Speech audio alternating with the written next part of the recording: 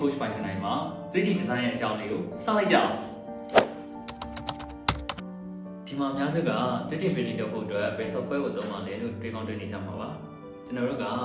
Tinkercad ကိုသုံးပြီးတော့မှာဖြစ်ပါတယ် Tinkercad က 3D model တွေအတွက်အသုံးပြုရတဲ့ software တစ်ခုဖြစ်ပါတယ် Tinkercad ကိုအသုံးပြုပြီးတော့ကိုယ်စိတ်ကူးထဲမှာရှိတဲ့ပုံစံတွေကိုအပြင်မှာလက်တွေ့ထုတ်နိုင်မှာဖြစ်တဲ့အတွက် Tinkercad ရဲ့အသုံးပြုပုံလေးကိုဆက်ပြီးကြည့်လိုက်ကြအောင်ပထမဆုံး Tinkercad.com ကို browser ကနေဝင်လိုက်ပါ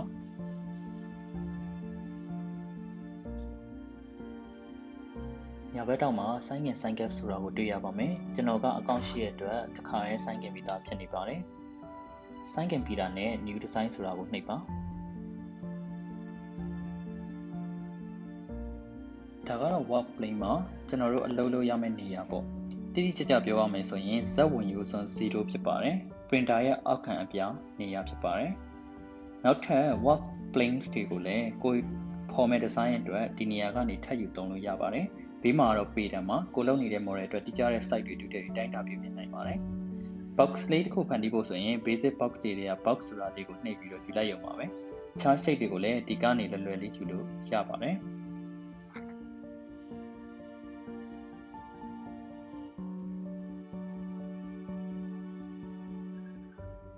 ဘယ်ဘက်ပေါ်တောင်မှာ copy and paste tool လေးရှိပါတယ်အဲ့ဒါကိုအသုံးပြုပြီးတော့တူညီတဲ့ box တွေကိုဖန်တီးလို့ရပါတယ်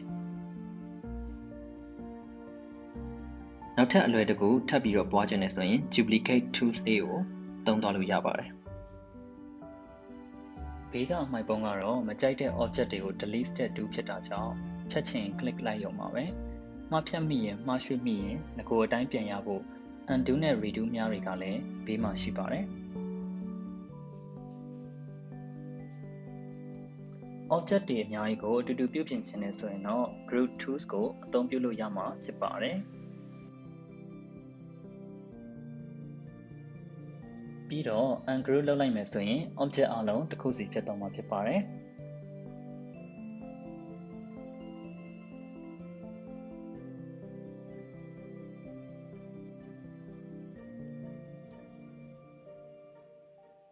ဒီအဆက်ကလေးကိုနှိပ်ပြီးတော့ object တွေကို align လုပ်လို့ရပါတယ်မညီပဲဖြစ်နေတဲ့ object တွေကို click တစ်ချက်နဲ့ညှိလို့ရပါတယ် demonstration အတွက် pyramid တစ်ခုကိုယူလိုက်ပါမယ်အရာဝတ္ထုတွေကိုဝင်ရိုးတစ်ခုရဲ့ဟိုဘက်ဒီဘက်အညီပြောင်းလဲဖို့အတွက် mirror tools ကိုသုံးလို့ရပါတယ်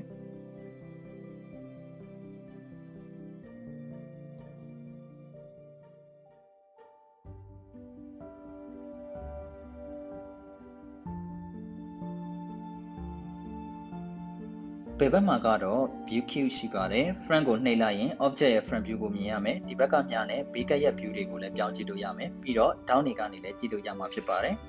home view အနေနဲ့ဒီဟာလေးကိုနှိပ်လိုက်ရင်ပထမဆုံးကျွန်တော်စကြည့်တဲ့မြင်ကွင်းကိုရမှာဖြစ်ပါတယ်ဒါမှမဟုတ် mouse ရဲ့ right click ကိုဖိထားပြီးတော့ကိုလိုချင်တဲ့မြင်ကွင်းတွေကိုရွှေ့ကြည့်နိုင်ပါတယ်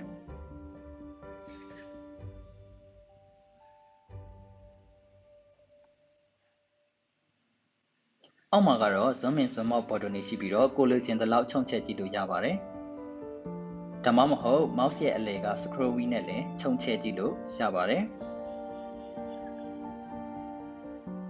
object ကို click လိုက်မယ်ဆိုရင်အဖြူရောင်နဲ့အနှဲ့ရောင်စတူရန်သေးသေးလေးတွေကိုတွေ့ရပါမယ်အဲ့ဒါလေးတွေနဲ့ object ရဲ့ပုံစံကိုပြုပြင်ပြောင်းလဲလို့ရမှာဖြစ်ပါတယ်အဖြူရောင်တွေကအစွန်းတွေကိုရွှေ့လို့ရပြီးတော့အနှဲ့ရောင်တွေကသက်ဆိုင်ရာမြင်တဲ့ပြင်ကိုပြုပြင်လို့ရပါတယ်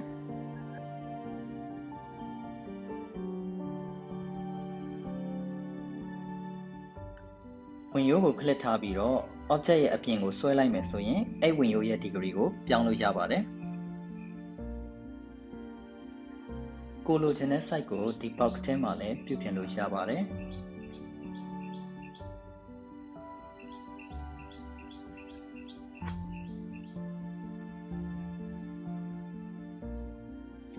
object ရဲ့ထိပ်ကအနက်ရောင်တရိကန်လေးက object ကိုအပေါ်အောက်ရွှေ့ဖို့အတွက်ဖြစ်ပါတယ်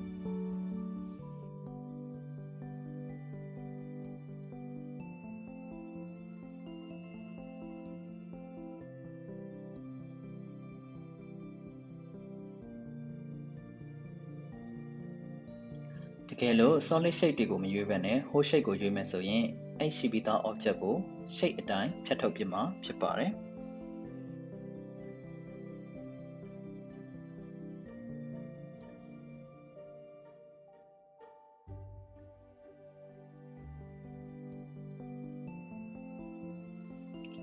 object ကိုရွေးပြီးတော့ lock button ကိုနှိပ်လိုက်မယ်ဆိုရင်ဘာဆိုဘာမှပြုပြင်လို့မရပဲကြည့်လို့ရတော့မှာပါ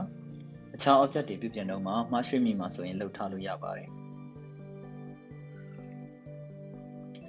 ruler ကတော့ site ကို manually ပြုပြင်ဖို့အတွက်သုံးပါတယ်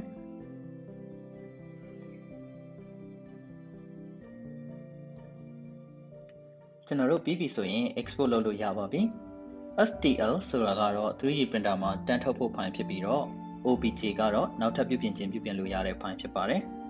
SVG ကတော့ laser cutting အတွက်ဖိုင်ဖြစ်ပါတယ်အခုကျွန်တော်တို့က 3D printer မှာတန်းထုတ်မယ်ဆိုရင် STL ဖိုင်ပဲလိုအပ်မှာဖြစ်တဲ့အတွက် STL ဖိုင်ကိုပဲကိုယ့်ရဲ့ desktop မှာစစ်ပြီးတော့ 3D printer နဲ့တွဲဖက်ပြီးတော့ထုတ်လို့ရပြီဖြစ်ပါတယ်